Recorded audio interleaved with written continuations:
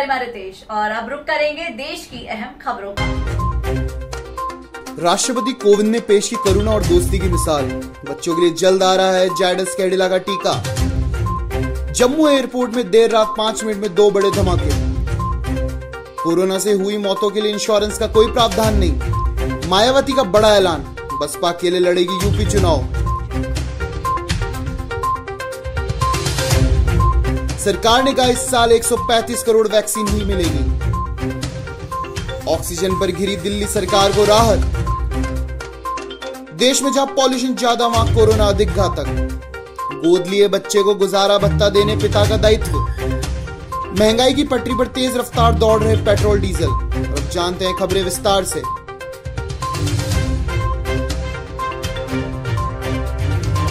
शनिवार को कानपुर ने राष्ट्रपति रामनाथ कोविंद की करुणा और दोस्ती की मिसालें देख ली। शहर उनका कायल हो गया। ये मिसालें लंबे समय तक याद रखी जाएंगी। करुणा की मिसाल तब दिखी जब जाम में फंसी महिला उद्यमी की मौत ने महामहिम को झकझोर दिया। उन्होंने जिम्मेदार अफसरों को तलब किया, उन्हें अपनी ओर से शोक व्यक्त करने के लिए महिला के घर और घाट तक भेजा। सख्त कार्रवाई को कहा और अपनी यात्रा के दौरान अनावश्यक ट्रैफिक न रोकने का आदेश दिया। दूसरी घटना दोस्ती के प्रति उनके जज्बे की है।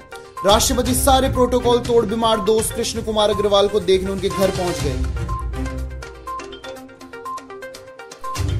भारतीय दवा कंपनी जायडस कैडिला की ओर से विकसित नया कोरोना टीका जल्दी देश में 12 से 18 साल तक की उम्र के बच्चों के लिए उपलब्ध होगा।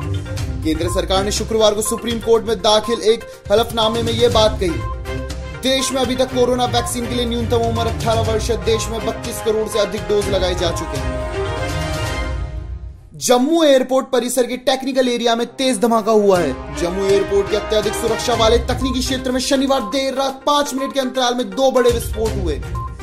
अधिकारियों की माने तो फिलहाल पुलिस, बम डिस्पोजल स्क्वाड और फॉरेंसिक टीम मौके पर मौजूद है। अधिकारियों ने बताया कि विस्फोट देर रात करीब 2:15 बजे हुआ। पहला विस्फोट का कारण एक इमारत की छत ढह गई और दूसरा विस्फोट जमीन पर हुआ। देश में कोरोना वायरस के डेल्टा प्लस वेरिएंट को लेकर चिंता के बीच केंद्र सरकार ने सुप्रीम कोर्ट को बताया कि कोरोना से होने वाली मौतों के लिए इंश्योरेंस का कोई प्रावधान नहीं है। सुप्रीम कोर्ट में हलफनामा दाखिल कर केंद्र सरकार ने जानकारी दी है कि देश में ऐसी कोई नीति नहीं है जिसके तहत कोरोना से हुई मौतों को नेशनल इंश्योरेंस कवर मुहैया कराया जाता है।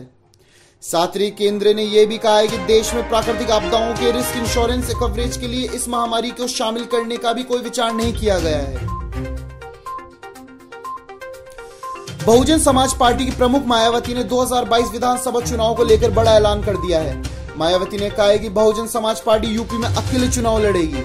मायावती ने रविवार सुबह ट्वीट कर लिखा है कि मीडिया के एक न्यूज चैनल में कल से यह खबर प्रसारित की जा रही है कि यूपी में आगामी विधानसभा आम चुनाव ओवैसी की पार्टी AIMIM व BSP मिलकर लड़ेंगी। ये खबर पूर्ण गलत है, भ्रामक व तथ्यहीन है। इससे रत्ती भर भी सच्चाई नहीं है तथा BSP खंडन करती है। भारत सरकार ने शनिवार को सुप्रीम कोर्ट में कहा है कि अगस्त 2021 से दिसंबर 2021 तक कोविड-19 के कुल 135 करोड़ टीके उपलब्ध होंगे। इसमें कोविशील्ड के 50 करोड़, कोवैक्सीन के 40 करोड़, बायो ई सब यूनिट वैक्सीन के 30 करोड़, जायडस कैडिला DNA वैक्सीन के 5 करोड़ और स्पुतनिक V के 10 करोड़ टीके शामिल होंगे। इसके एक तरह से सरकार का यू टर्न माना जा रहा है, क्योंकि मई में केंद्र सरकार ने अगस्त से दिसंबर के दौरान भारत में 216 करोड़ कोरोना टीकों की मैन्युफैक्चरिंग का ऐलान किया था। ऐसे में अब सरकार अपने बयान से पलटती दिख रही है। सुप्रीम कोर्ट की ऑक्सीजन ऑडिट टीम की रिपोर्ट आने के बाद मचे बवाल के बीच दिल्ली सरकार को राहत मिलती दिख रही है। AIIMS director doctor Randeep Guleria ने कहा है कि यह कहना गलत है कि कोविड की दूसरी लहर के दौरान दिल्ली में ऑक्सीजन जरूरत 4 गुना बढ़ गई थी। सुप्रीम कोर्ट द्वारा नियुक्त पैनल की रिपोर्ट कोई फाइनल डॉक्यूमेंट नहीं है। हमें अंतिम रिपोर्ट का इंतजार करना चाहिए। देश में अधिक प्रदूषण वाले इलाकों में कोरोना अधिक संक्रामक और जानलेवा साबित हुआ। मतलब खराब वायु गुणवत्ता और ज्यादा PM 2.5 पार्टिकुलेट मैटर उत्सर्जन करने वाले क्षेत्रों में संक्रमण और इससे संबंधित मौतों की संभावना अधिक रही। देशव्यापी अध्ययन में यह दावा किया गया है कि सभी राज्यों में सांख्यिक विश्लेषण के दौरान कोविड-19 और PM 2.5 के बीच संबंध स्थापित किया गया। इसमें PM 2.5 की सांद्रता और कोरोना से मौत के बीच सीधा संबंध कोरिलेशन 0.61 मिला है। अपने बच्चे को गुजारा भत्ता देने के लिए एक मामले में अदालत ने निर्देश दिए हैं कि प्रतिवादी पिता को अपने गोद लिए बच्चे को भी गुजारा भत्ता देना होगा, जबकि प्रतिवादी का कहना है कि यह बच्चा पत्नी की इच्छा से गोद लिया गया था, इसलिए यह गुजारा भत्ता नहीं होगा। परंतु अदालत ने कहा है कि यह पिता का दायित्व है कि वह पत्नी के साथ बच्चे के गुजारे भत्ते का भुगतान भी करे।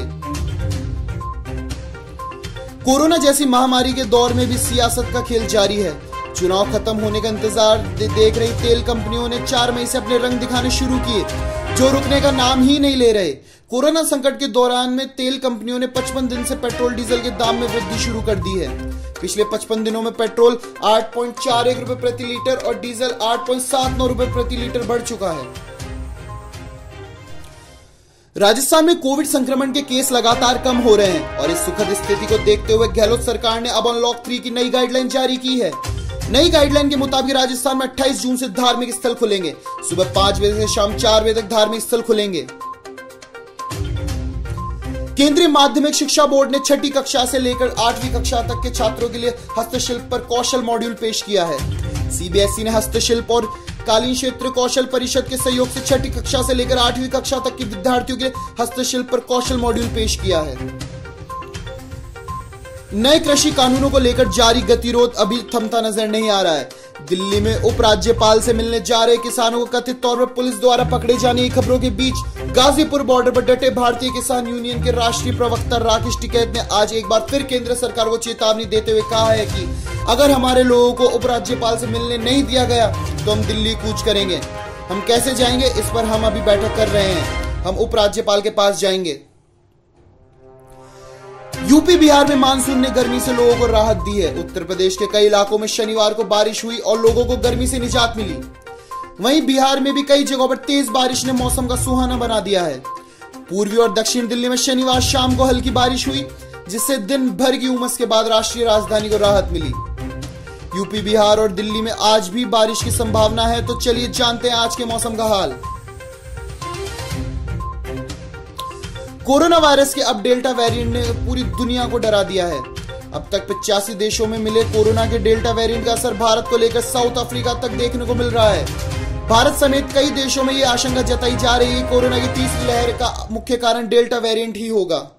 भारत में बढ़ते डेल्टा वेरिएंट के मामलों के बीच साउथ अफ्रीका में इस वेरिएंट ने कहर मचाना शुरू कर दिया है।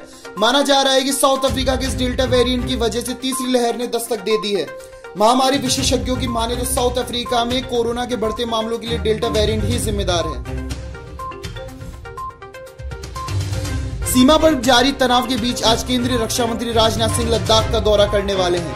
पूर्वी लद्दाख में टकराव वाले कई स्थानों से सैनिकों को पीछे हटाने के अगले चरण को लेकर चीन के साथ जारी गतिरोध के बीच रक्षा मंत्री राजनाथ सिंह आज यानी रविवार से लद्दाख के 3 दिवसीय दौरे पर जाएंगे, जहां वह थल सेना प्रमुख के साथ भारत की अभियानगत तैयारियों की समीक्षा करेंगे। न्यूज में फिलहाल इतना ही। देश और दुनिया की तमाम खबरों के लिए देखते रहिए शुभ 24।